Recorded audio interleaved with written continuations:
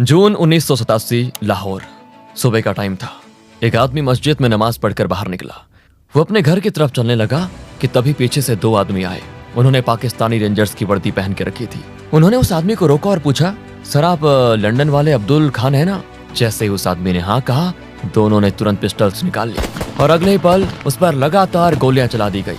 कुछ ही सेकंड्स में वो आदमी वहीं जमीन पर गिर गया और उसकी मौत हो गई। वो दोनों रेंजर्स रॉ के दो अननोन गनमैन थे और जिसे मारा गया था वो आईएसआई का सबसे बड़ा टेररिस्ट था। ये भारत का सीक्रेट मिशन था, ऑपरेशन हॉर्नेट। 4 नवंबर 1984, पेरिस, फ्रांस।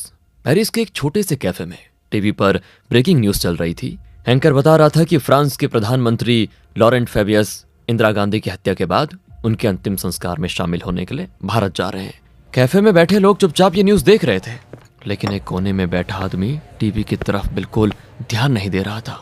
उस आदमी के सामने कुछ कॉन्फिडेंशियल डॉक्यूमेंट्स खुले पड़े थे और यह आदमी कोई आम शख्स नहीं था। यह था रॉ का अंडरकवर एजेंट संजीव जिंदल। कुछ दिन पहले जिंदल लंदन में एक ब्रिटिश ऑफिसर से मिला था, क्लार्क ली। क्लार्क लंदन इमिग्रेशन ऑफिस में काम करता था और उसका काम था ब्रिटेन में बैठकर इंडिया के खिलाफ काम कर रहे लोगों की इंफॉर्मेशन निकालकर जिंदल तक पहुंचाना। क्लार्क की आखिरी रिपोर्ट एक नाम पर सेंटर्ड थी, अब्दुल खान, एक पाकिस्तानी हैंडलर जो लंदन में बैठकर भारत के अंदर टेरर नेटवर्क्स को चला रहा था।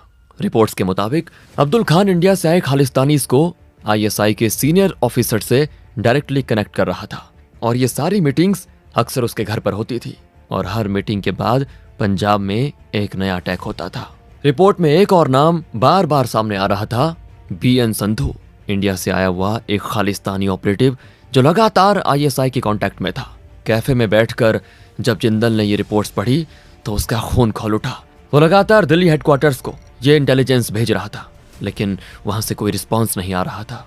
उस वक्त राजीव गांधी भारत के नए प्रधानमंत्री बन चुके थे। दिसंबर 1984, दिल्ली रॉ हेडक्वार्टर्स में सीनियर ऑफिसर अनुज भारद्वाज जिंदल के भेजे हुए अब्दुल खान से जुड़े कॉन्फिडेंशियल रिपोर्ट्स पढ़ रहे थे। रिपोर्ट्स पढ़कर खत्म होते ही भारद्वाज ने बिना वक्त गवाए एक ऑर्डर दिया, एजेंट जिंदल को तुरंत दिल्ली बुलाया जाए। कुछ दिनों के बाद जिंदल दिल्ली पहुंच चुका था। रॉ हेडक्वार्टर्स के एक सिक्योर रूम में उसकी मुलाकात अनुज भारद्वाज से होती है। भारद्वाज सीधा सवाल पूछते हैं, जिंदल तुम्हारा प्लान क्या है? और जिंदल बिना झिझक जवाब देता है, सर हमें किसी भी कीमत पर बीएन संधू को पकड़ना होगा। पाकिस्तान और आईएसआई उसके साथ मिलकर भारत में कुछ बहुत बड़ा करने वाले हैं। भारद्वाज पूछते हैं, तुम श्योर हो? तो जिंदल कहता है कि yes sir, ISI chief Akhtar Abdul Rahman खुद संधू को सुपरवाइज कर रहा है। भारद्वाज फिर पूछते हैं, तो प्लान बताओ, और जिंदल सारा प्लान समझा देता है। अनुज भारद्वाज इस ऑपरेशन को ग्रीन सिग्नल दे देते हैं और इसी पल एक नया कोवर्ट मिशन जन्म लेता है। इस मिशन का नाम रखा जाता है ऑपरेशन हॉर्नेट। कुछ ही हफ्तों के बाद जिंदल लंदन पहुंच जाता है। एक बिल्डिंग के अंदर पार्किंग लॉट में उसकी मुलाकात होती है एक आदमी से, एजेंट मोहन। मोहन को खुद अनुज भारद्वाज ने ट्रेन किया था और वो पहले भी कई हाई रिस्क सक्सेसफुल ऑपरेशंस का हिस्सा रह चुका था। ऑपरेशन हॉर्नेट को 2 हिस्सों में बांट दिया गया। पहला इंटेलिजेंस कलेक्शन, इसकी जिम्मेदारी थी क्लार्क ली और एजेंट मोहन के पास। दूसरा कोवर्ट ऑपरेशन, इस पूरे फेज को सुपरवाइज करने का जिम्मा दिया गया था एजेंट संजीव जिंदल को। 2 साल पहले 1983, वियना, ऑस्ट्रिया। उस वक्त एजेंट जिंदल वियना शहर में एक्टिव था। इस फेज में उसका कोड नेम कुछ और था। वियना में रहकर काम करते हुए जिंदल ने एक नाम आइडेंटिफाई किया, आसिफ खान, एक पाकिस्तानी जो ऑस्ट्रिया में रहकर भारत के खिलाफ आतंकवादी एक्टिविटीज को फाइनेंस कर रहा था। और अब यहाँ पे डायरेक्ट अरेस्ट पॉसिबल नहीं था, इसीलिए जिंदल ने एक साइलेंट एलिमिनेशन प्लान बनाया। प्लान का सेंटर थी रॉ की एक एसेट सोफी। जिंदल ने सोफी को पर्सनली बहुत अच्छे से ट्रेन किया, सेल्फ डिफेंस, सर्विलेंस, मैनिपुलेशन, सब कुछ। सोफी लगातार उस बार में जाने लगी जहाँ पे आसिफ खान अक्सर आता था और आसिफ औरतों और शराब का शौकीन था और जिंदल को ये बात पहले से पता थी। और फिर एक रात आसिफ की नजर बार के कोने में अकेली बैठी बेहद खूबसूरत सोफी पर पड़ी। वो उसके पास आकर बैठ गया। पहले कैजुअल बातचीत हुई, फिर हंसी और फिर ड्रिंक्स। काफी रात हो गई थी। आसिफ ने सोफी को घर ड्रॉप करने का ऑफर दिया। दोनों कार में बैठे और बातचीत और ज्यादा क्लोज होती गई। तो सोफी मुस्कुराते हुए कहती है, गाड़ी में सब कुछ, कहीं और चलते हैं ना। आसिफ उसे अपने घर ले जाता है। घर पहुंचकर आसिफ किचन में जाता है खाना बनाने के लिए। और सोफी ड्रिंक्स प्रिपेयर करती है। दोनों साथ साथ खाना खाते हैं, ड्रिंक्स लेते हैं और रात वहीं गुजर जाती है।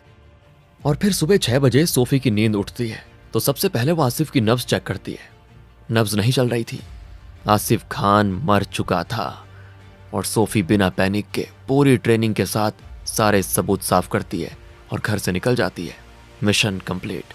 जिंदल का प्लान सक्सेसफुल हो चुका था और यह ऑपरेशन दिल्ली की परमिशन के बिना किया गया था। अगर यह बात हेडक्वार्टर तक पहुंच जाती तो जिंदल को फील्ड से हटा दिया जाता। इसलिए जिंदल एक और कठोर फैसला लेता है। वो रातों रात सोफी से सारे लिंक्स तोड़ देता है। बिना बताए एक नई आइडेंटिटी के साथ ऑस्ट्रिया छोड़ देता है। प्रेजेंट टाइम जनवरी 1985। ऑस्ट्रिया। एक कैफे में जिंदल शांत बैठा हुआ था। उसकी नजर बार बार गेट पर जा रही थी। 2 साल के बाद वो अपनी पुरानी इन्फॉर्मर ऑस्ट्रियन सिटीजन सोफी से मिलने वाला था।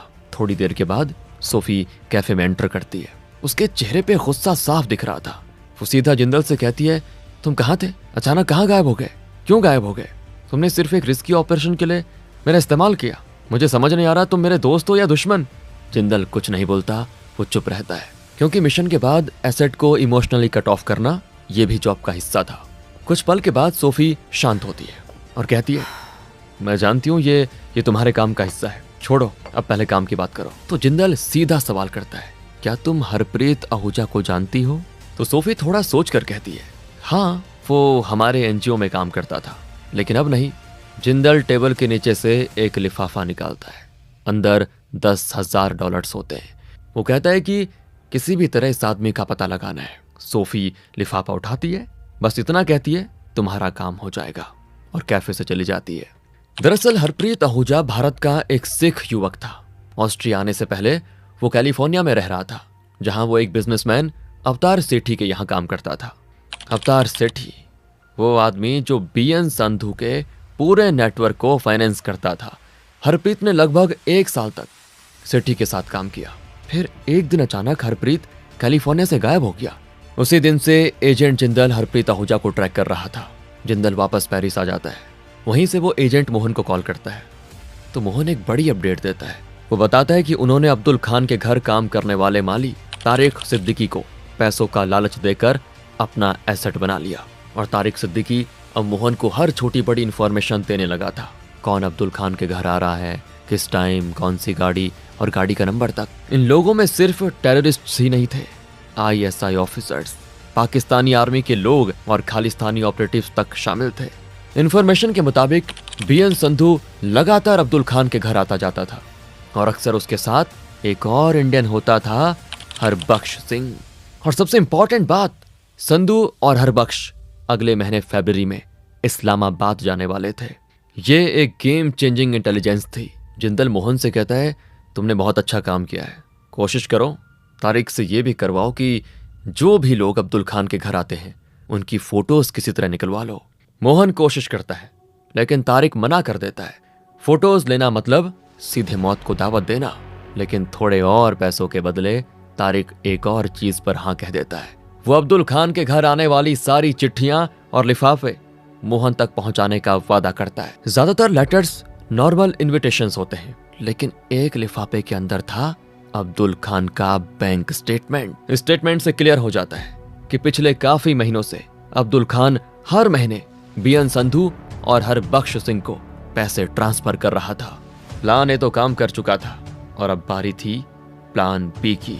मार्च 1985, लंदन इमिग्रेशन ऑफिस के रिसेप्शन एरिया में एक आदमी नर्वस सा खड़ा था। उसका नाम था अमरजीत सिंह, हरबख्श सिंह का चचेरा भाई, वो भी एक खालिस्तानी था। अमरजीत काउंटर तक पहुंचता उससे पहले ही एक आदमी उसके पास आ जाता है। यह था क्लार्क ली। पिछले कई दिनों से क्लार्क की नजर अमरजीत पर थी और वो जानता था कि आज अमरजीत यहाँ पे आने वाला है। तो क्लार्क कैजुअली पूछता है, क्या बात है सर, काफी परेशान लग रहे हो, क्या मैं मदद कर दूं आपकी? मैं यहीं काम करता हूँ। तो अमरजीत थोड़ा हिचकिचाता है, फिर कहता है, सर मैं कब से असाइलम के लिए आ रहा हूँ लेकिन कोई मेरी बात सुन ही नहीं रहा। तो क्लार्क उसे अपने ऑफिस में ले जाता है। ऑफिस के अंदर पहले से एक और आदमी बैठा होता है, एजेंट मोहन। जैसे ही दरवाजा बंद होता है, मोहन अमरजीत की गर्दन पकड़ लेता है और गुस्से में कहता है कि तू भारत में 4 पुलिस वालों को मार कर यहाँ आया है और एप्लीकेशन में लिख रहा है कि तुझे इंडियन गवर्नमेंट से प्रोटेक्शन चाहिए। अमरजीत बुरी तरह काम चाहता है। क्लार्क तुरंत मोहन को ऑफिस से बाहर भेज देता है। फिर वो अमरजीत के सामने बैठकर शांत आवाज में कहता है,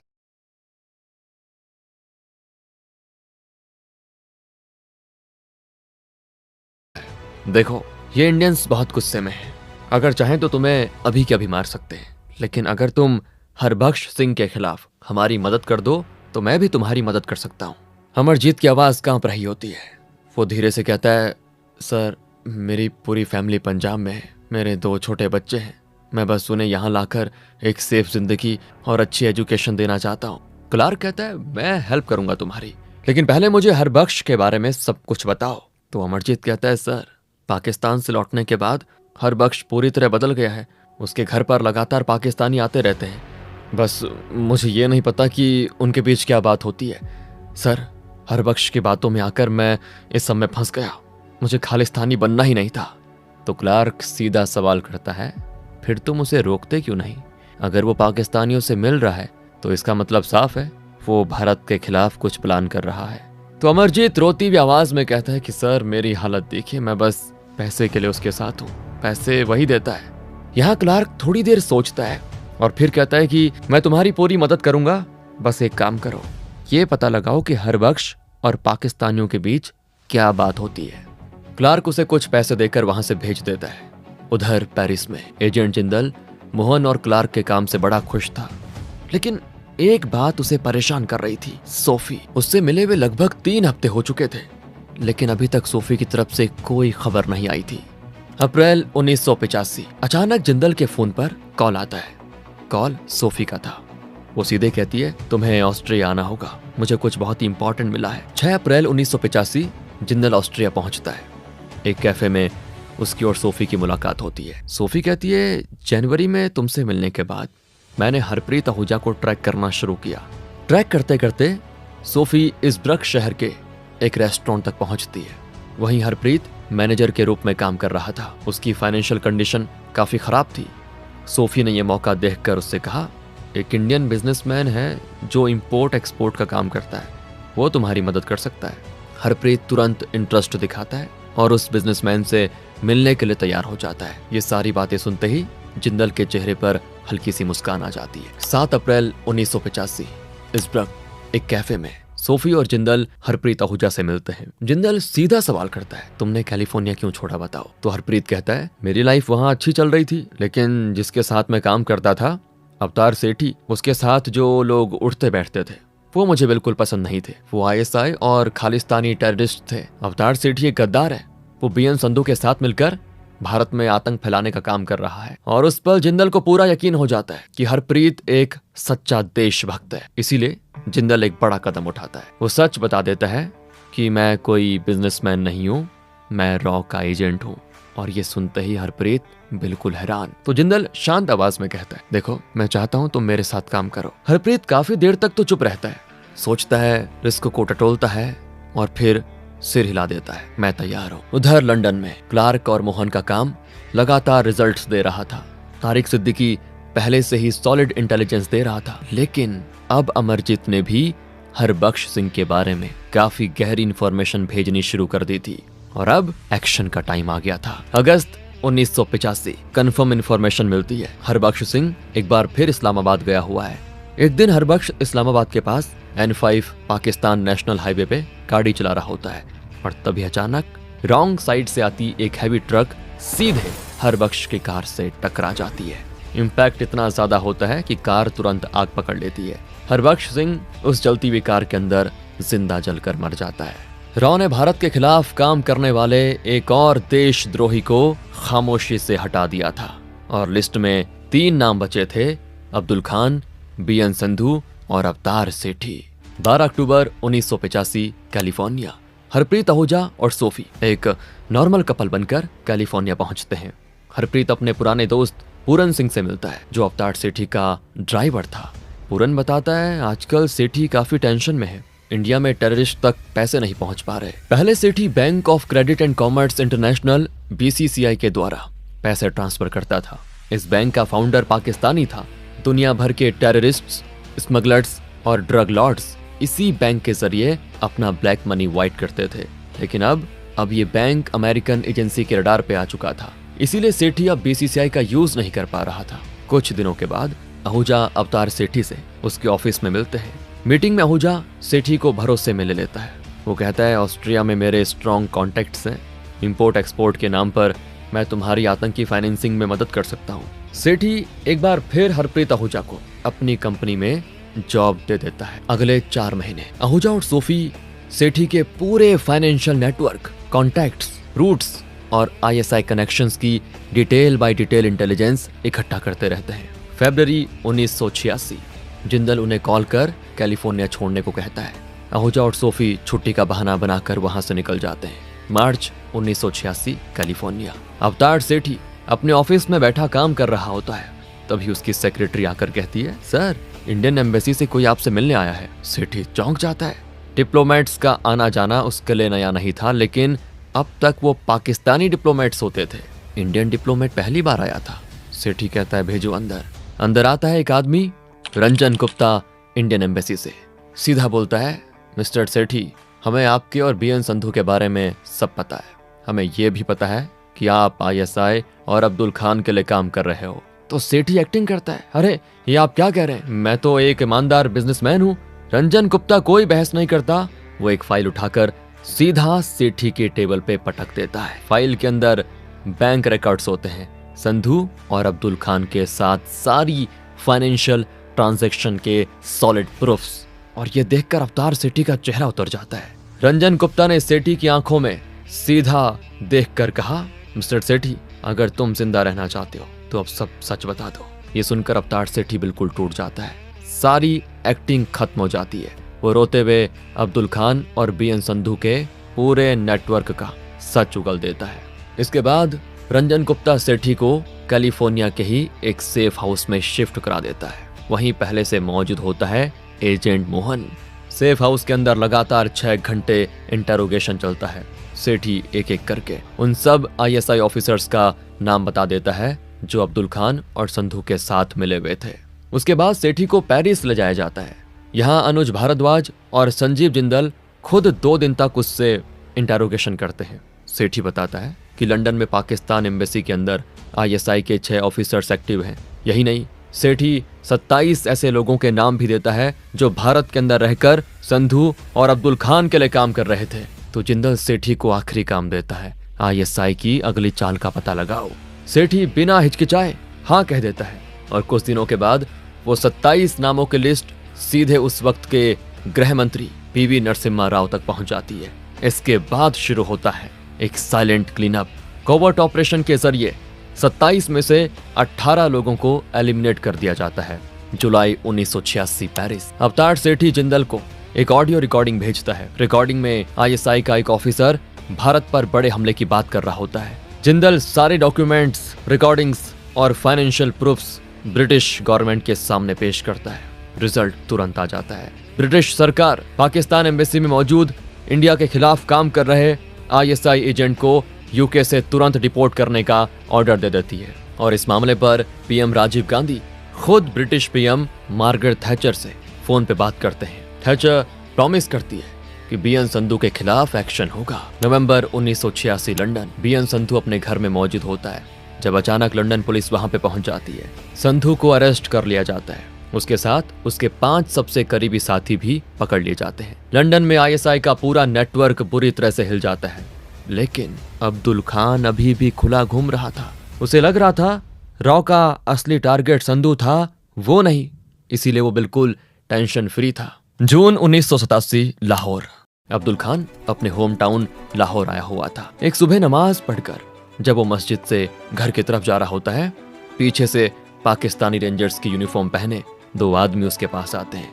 एक पूछता है, भाईजान आप ही लंदन वाले अब्दुल खान है ना? अब्दुल खान कहता है, हाँ मैं ही अब्दुल खान हूँ, क्या काम है मुझसे बताओ। बस इसी जवाब के साथ दोनों रेंजर्स पिस्टल्स निकालते हैं और लगातार 9 गोलियां अब्दुल खान के सीने में उतार देते हैं। गोलियों की आवाज सुनकर आसपास के लोग घरों से बाहर आने लग जाते हैं। तब तक वो दोनों रेंजर्स मोटरसाइकिल पर बैठकर वहां से गायब हो चुके होते हैं। सालों पर बैठकर वहां से गायब हो चुके होते। सालों से भारत में आतंक फैलाने वाला अब्दुल खान अपने ही देश में दिन दहाड़े मारा जाता है। ऑफिशियल वर्जन में लाहौर पुलिस कहती है ये बिजनेस राइवलरी का केस है, लेकिन आईएसआई हेडक्वार्टर्स में भूचाल आ चुका था, क्योंकि सच ये था भारत की इंटेलिजेंस एजेंसी उनके घर के अंदर घुसकर उनका सबसे बड़ा ऑपरेटिव को मार चुकी थी। ये था भारत का आतंक के खिलाफ जवाब, ऑपरेशन हॉर्नेट। दोस्तों, वीडियो पसंद आया हो तो वीडियो को एक लाइक जरूर करें। हम हर हफ्ते ऐसी वीडियोस लाते रहेंगे। चैनल को सब्सक्राइब कर दीजिए। जय हिंद।